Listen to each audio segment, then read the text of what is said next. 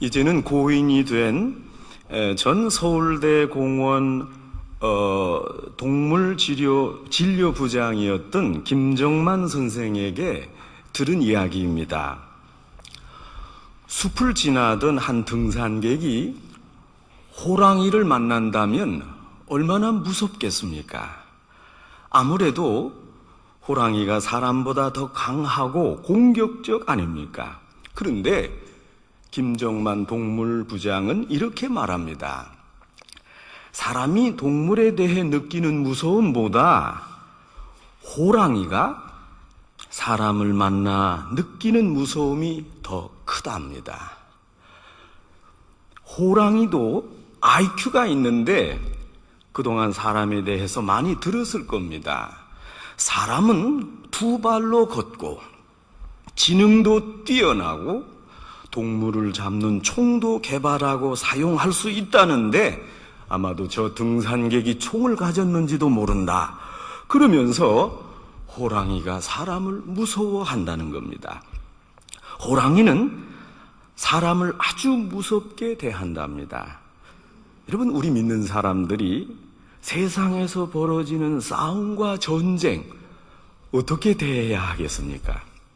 이 무거운 세상, 이 힘이 강한 세상을 나같이 나약한 한 크리스찬이 어떻게 대항할 수 있겠습니까? 대항이나 되겠습니까?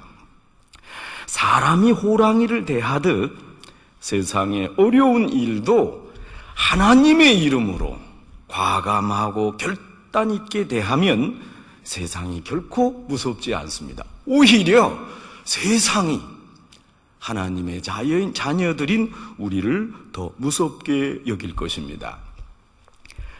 한국 역사상 가장 극적으로 승리했던 전쟁을 들라 하면 명량해전이 아니겠습니까?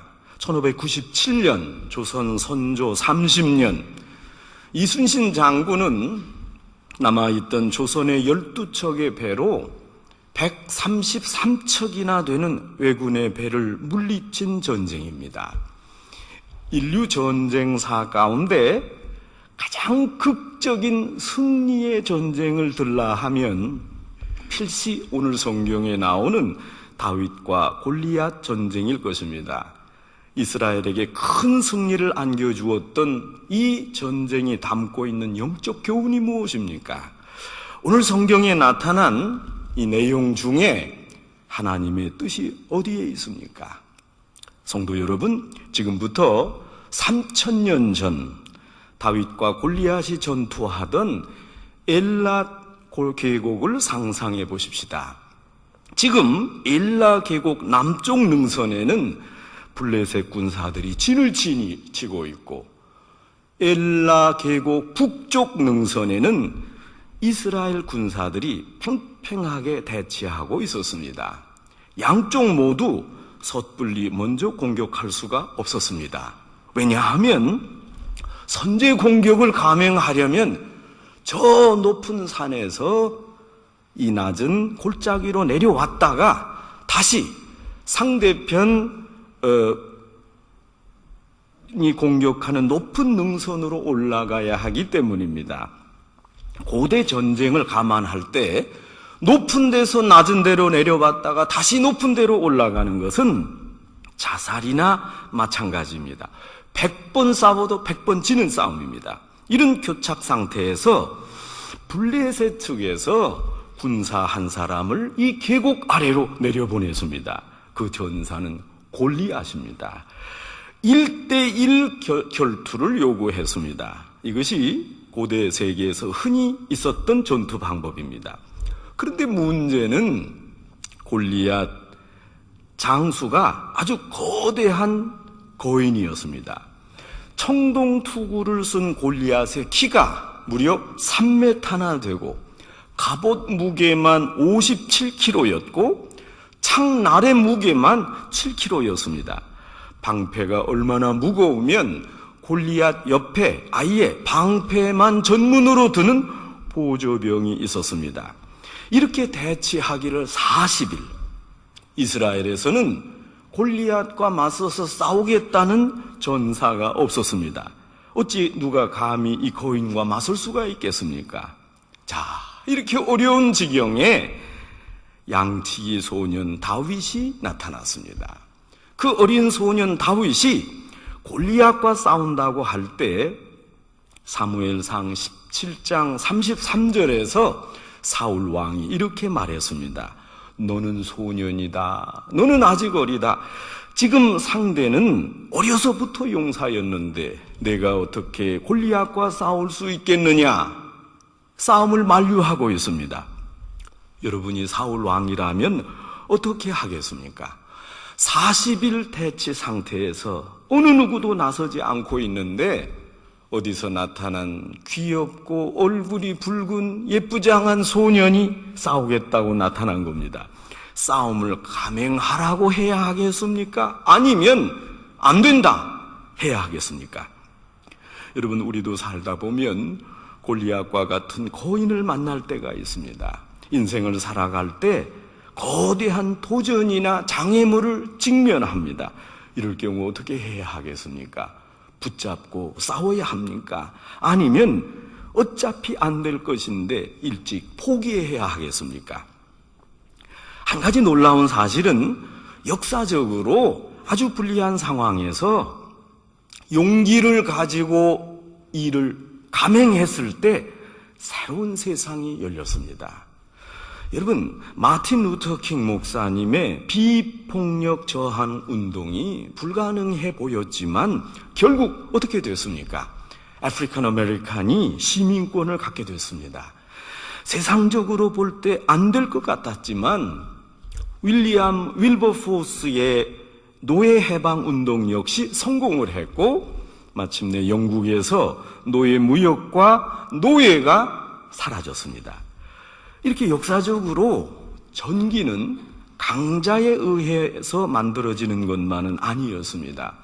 세상에 힘든 거인들에 의해서 조정되지 않습니다. 약자들에 의해서도 역사가 바뀝니다. 하나님의 비전을 품은 약자들이 결국 이 삐뚤어진 세상을 바꾸게 됩니다. 여러분, 우리가 어떻게 해서 일제 해방을 얻었습니까? 오지 않을 것 같은 조선의 독립을 위해서 민족주의자들이 그 거대한 일본 제국에 맞섰습니다. 여러분, 지난 2015년 최동욱 감독이 연출한 영화 암살을 보셨습니까? 암살은 1911년 데라우치 총독 암살 미수 사건을 다룬 영화입니다. 물론 사실에 조금 픽션을 가미한 영화입니다. 일제 치하 임시정부는 3명의 암살단을 조직해서 친일파 강인국과 조선에 주둔한 사령관을 암살하려는 계획을 세웠습니다. 암살단 중에 한 명인 여자 주인공 전지현 배우가 출연한 역할은 강인국 쌍둥이 딸 중에 동생이었습니다. 어릴 적 헤어졌던 두 자매가 만났습니다. 언니는 친일파 딸로 곱게 자랐고 동생은 독립군의 암살단원으로 거칠게 성장했습니다. 아버지를 몰라보고 암살하려는 그 순간에 이 두 자매가 만났습니다. 여러분, 극 중에 이런 장면이 나옵니다. 마침 언니가 암살단원이 자신의 동생임을 알고 이렇게 말했습니다. 몇 명의 배신자를 죽인다고 독립이 오겠느냐? 지금 조선과 일본이 상대나 되느냐? 내가 아빠한테 잘 말할 테니까 우리 그냥 행복하게 살자. 이 말을 듣고 동생이 언니에게 이렇게 말합니다. 독립이 올지 안 올지는 나도 잘 몰라. 그러나 알려는 줘야지. 우리가 계속 싸우고 있다는 것을. 이 한마디 말이 저는 이 영화의 주제라고 생각합니다. 내가 일한다고 조선의 독립이 올지 안 올지, 또 그까지 몇 명의 배신자를 죽인다고 조선의 독립을 찾을 수 있을지 없을지, 그것은 내가 모르지만 그 결과에 상관없이 내가 지금 무엇을 하고 있느냐, 어디로 향하고 있느냐, 이런 과정이 중요한 것입니다. 3000년 전 엘라 계곡에서 마주한 다윗과 골리앗의 역사적 대결이 우리에게 교훈이 됩니다. 거대한 도전에 직면하고 있는 오늘의 우리가 어떻게 적을 대하고 마주어 싸워야 하는지 영적인 가르침을 줍니다. 성도 여러분, 어떻습니까? 우리가 마주한 거대한 거인 앞에서 사울처럼 어떻게 싸워야 할지 모르고 낙담하고 주저앉아 있을 것입니까? 아니면 작은 힘이라도 힘을 보태고 내가 지금 하는 이 행위로 하나님이 주신 비전을 이루겠다 하고 다윗처럼 올라가 싸워야 하겠습니까? 우리가 똑바로 기억합시다. 누구라도 하나님이 주신 소망을 가지고 당당하게 싸우면 아무리 큰 거인도 그 앞에서 무너집니다. 거인 골리앗과 마주한 다윗, 어떻게 또 그런 마음가짐으로 싸워야 하겠습니까? 전쟁에 나가려는 소년 다윗을 염려한 사울은 그만두라 했는데 계속 나간다고 하니까 조금 팁을 주었습니다. 자신의 칼과 갑옷을 주었습니다. 그런데 다윗이 단호히 거절했습니다. 오늘 성경 39절 말씀입니다. 다윗이 칼을 군복 위에 차고는 익숙하지 못함으로 시험적으로 걸어보다가 다윗이 사울에게 말하되 익숙하지 못하니 이것을 입고 가지 못하겠나이다 하고 곧 벗고, 갑옷이 다윗에게 익숙하지 않았습니다. 갑옷을 입고는 전투할 수가 없었습니다. 그래서 다윗은 사울의 신의를, 사울의 부탁을 단번에 거절했습니다. 여러분, 거인을 이기려면 우선 망설임 없는 확고한 결단이 중요합니다. 결단을 내리지 못하고 이렇게 할까 저렇게 할까, 거기서부터 벌써 저 들어가는 것입니다. 손자병법과 더불어 최고의 병법서로 알려진 오자에 이런 전술이 있습니다. 전쟁에서 가장 큰 문제는 장수가 우유부단하게 망설이는 것이다. 중요한 시간에 장수가 결단을 내리지 못하고 이럴까 저럴까 하면 자신은 물론 그 휘하에 있는 부하들의 생명도 위태롭고 결국 전쟁에서 패하게 된답니다. 확신한다면 왕 앞이라도 단호하게 거절해야 됩니다. 이것은 안 되겠습니다. 이것으로 전쟁할 수 없겠습니다. 확실한 결단이 거인을 이기는 첫째 지혜였습니다. 입어보니 나에게 맞지 않고 어울리지 않고 익숙하지 않은 것을 다윗은 거절했습니다. 그리고 이어서 다윗이 무엇을 했습니까? 오늘 성경 40절 말씀입니다. 손에 막대기를 가지고 시내에서 매끄러운 돌 5을 골라서 자기 목자의 제구, 곧 주머니에 넣고 손에 물매를 가지고 블레셋 사람에게로 나아가니라. 기껏 준비했다는 무기가 매끄러운 돌 5개를 고른 겁니다. 다윗이 선택한 방법은 막대기와 매끄러운 돌이었습니다. 거인과 맞서 싸우는 무기가 고작 막대기와 돌멩이였습니다. 여러분, 이거 잘 선택한 겁니까? 결과를 생각하지 않고 이 상황만 떠올려 보면 불가능하지 않습니까? 지금 골리앗의 창날 무게만 7kg, 투구를 쓰고 갑옷을 입은 그 키가 3m, 방패를 보저병이 들 만큼 거인과 싸우는 이 작은 소년의 무기로 너무 초라하지 않습니까? 몸이 작으면, 무기가 없다면 거인을 대항할 새로운 게 뭐 있어야 되지 않겠습니까? 막대기, 돌멩이, 이것으로 불가능합니다. 그러나 결과는 어떠했습니까? 강자의 무기가 아니라 누가 봐도 보잘것없이 보였던 다윗의 무기가 강자를 넘어뜨렸습니다. 무장한 거대한 골리앗을 세상적인 방법으로 이기려 했을 때 이스라엘은 40일 동안 대치 상태에 있었습니다. 어느 누구도 싸울 수가 없었습니다. 공포에 떨었습니다. 다윗은 거인을 이기기 위해 거인의 방법, 세상의 방법을 고집하지 않았습니다. 자신만의 방식, 다윗이 잘할 수 있는 방식을 따랐습니다. 45절 말씀입니다. 다윗이 블레셋 사람에게 이르되 너는 칼과 창과 단창으로 내게 나아오거니와 나는 만군의 여호와의 이름 곧 내가 모욕하는 이스라엘 군대 하나님 이름으로 내게 나아가노라.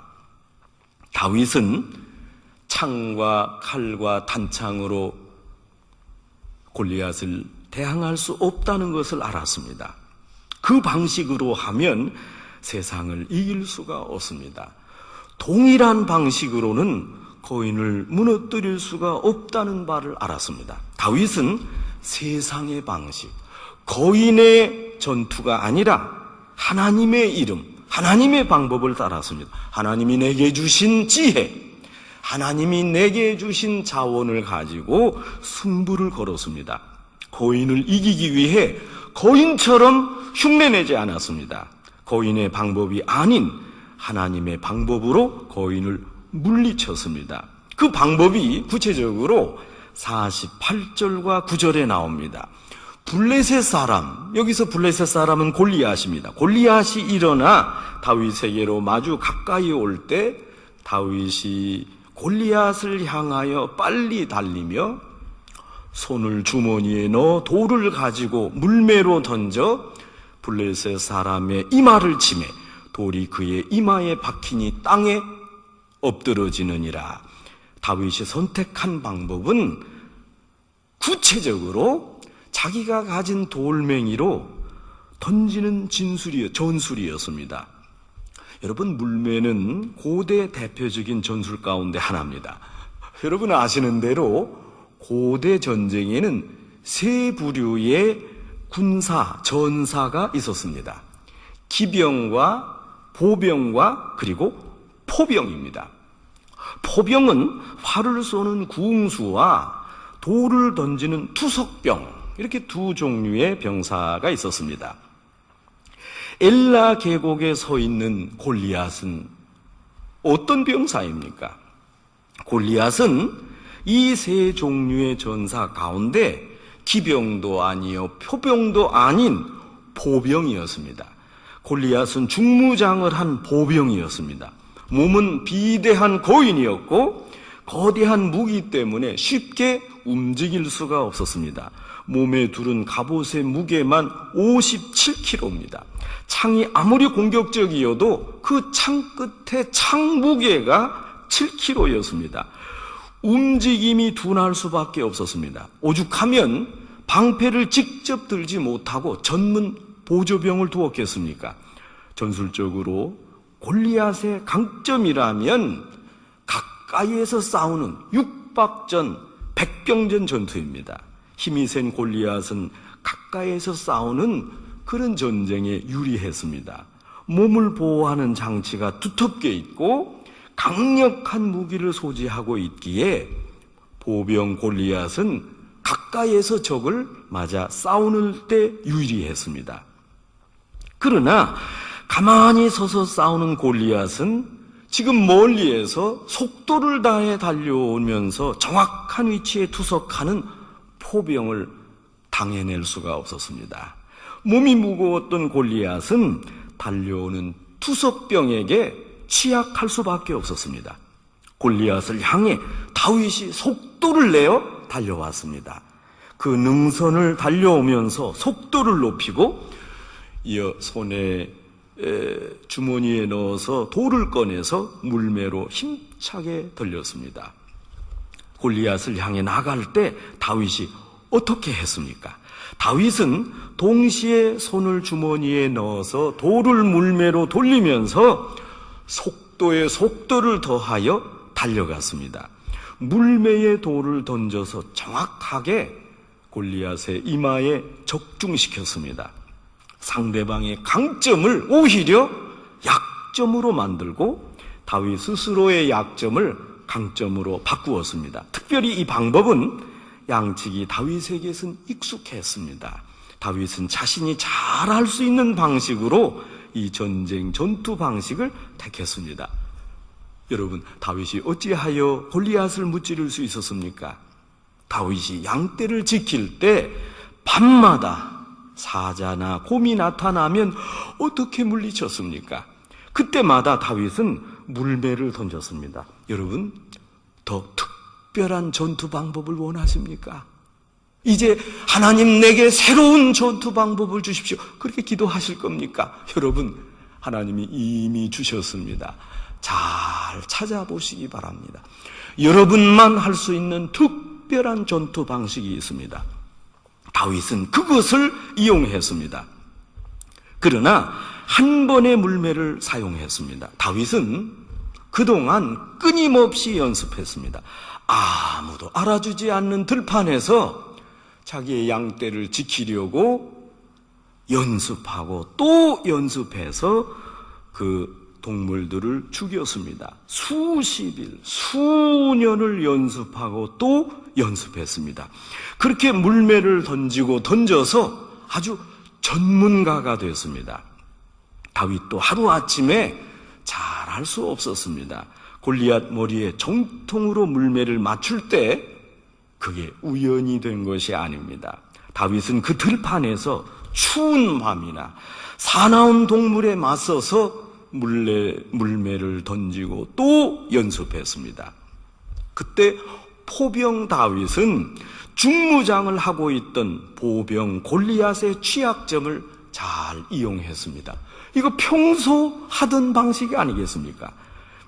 다윗은 달리면서 속도를 높여서 물매를 돌리면서 그동안 익혔던 투석 방법으로 골리앗을 향해 나갔습니다.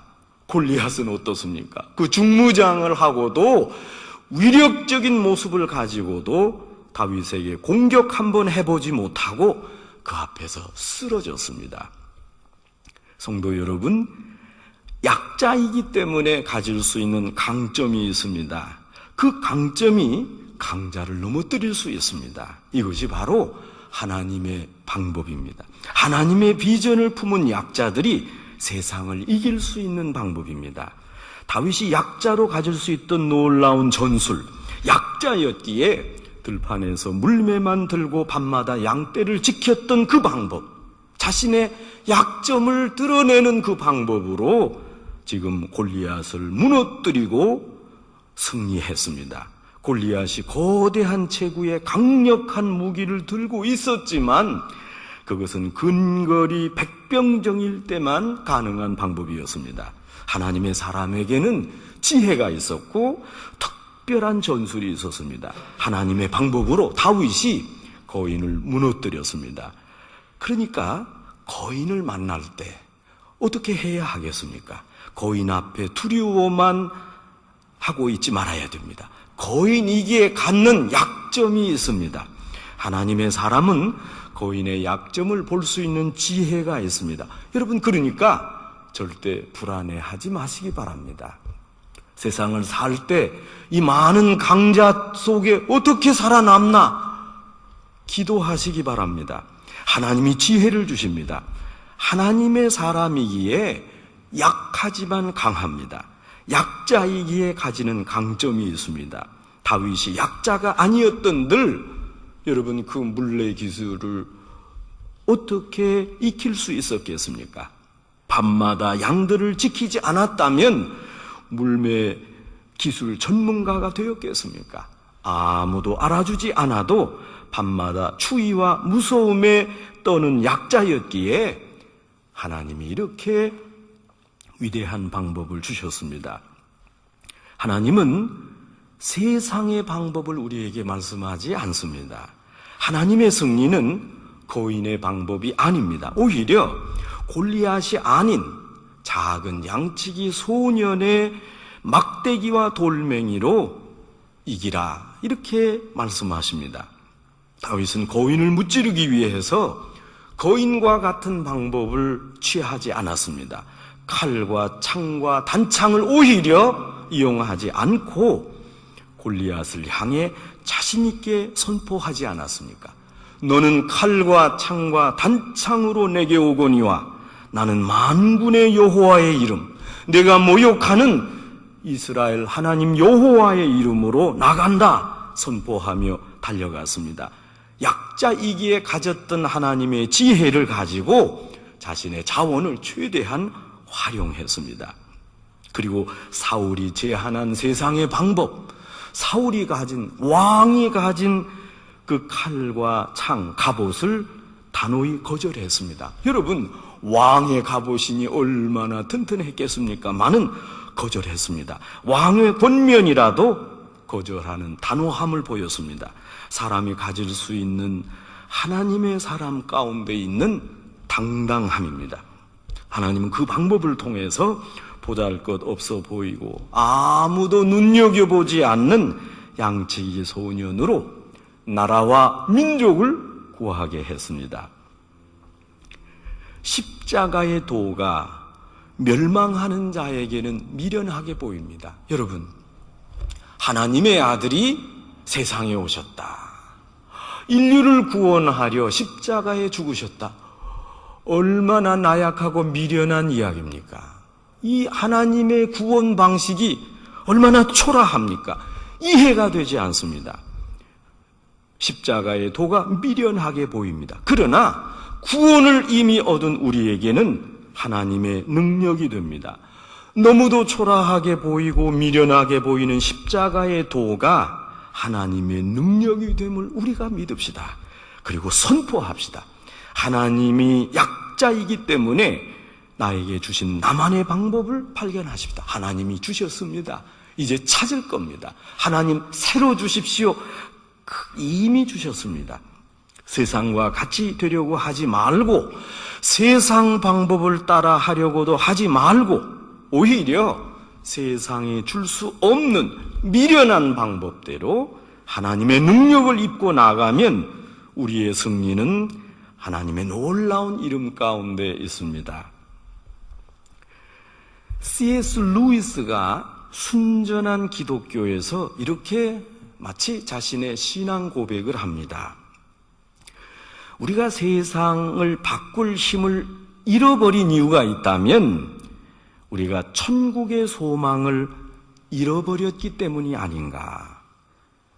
믿음의 선진들이 세상을 이길 수 있었던 이유는 천국의 소망을 강하게 가지고 있었기 때문입니다. 순교를 각오하고 나설 때 세상이 변했습니다. 요리조리 죽음을 피하려고 할 때 기독교는 핍박을 당했습니다. 성도 여러분, 천국 소망을 잃어버린 나약한 믿음으로 세상을 이길 수가 없습니다. 칼과 단창에 비해 무력해 보이는 하나님의 이름을 붙잡아야 됩니다. 왜냐하면 하나님의 이름이 소망이기 때문입니다. 세상의 방법을 가지면 지게 됩니다. 하나님의 이름을 부르지만 우리는 끊임없이 창과 칼과 단창을 구하고 있습니다. 하나님 제게 이것을 주십시오. 그러니까 제가 지는 거 아니겠습니까? 이런 멍청한 기도를 하고 있습니다. 여러분, 그러니까 계속 실패해왔고 져왔습니다. 그러나 오늘 성경은 우리에게 말씀합니다. 유약해 보이는, 그러나 익숙한 물매를 사용할 때 이길 수 있었습니다. 세상의 첨단 기술이 아니라 하나님의 이름과 능력으로 인생에서 만나는 무수한 전쟁에서 당당히 승리하는 성도 여러분 되시기를 주님의 이름으로 축원합니다. 기도하겠습니다.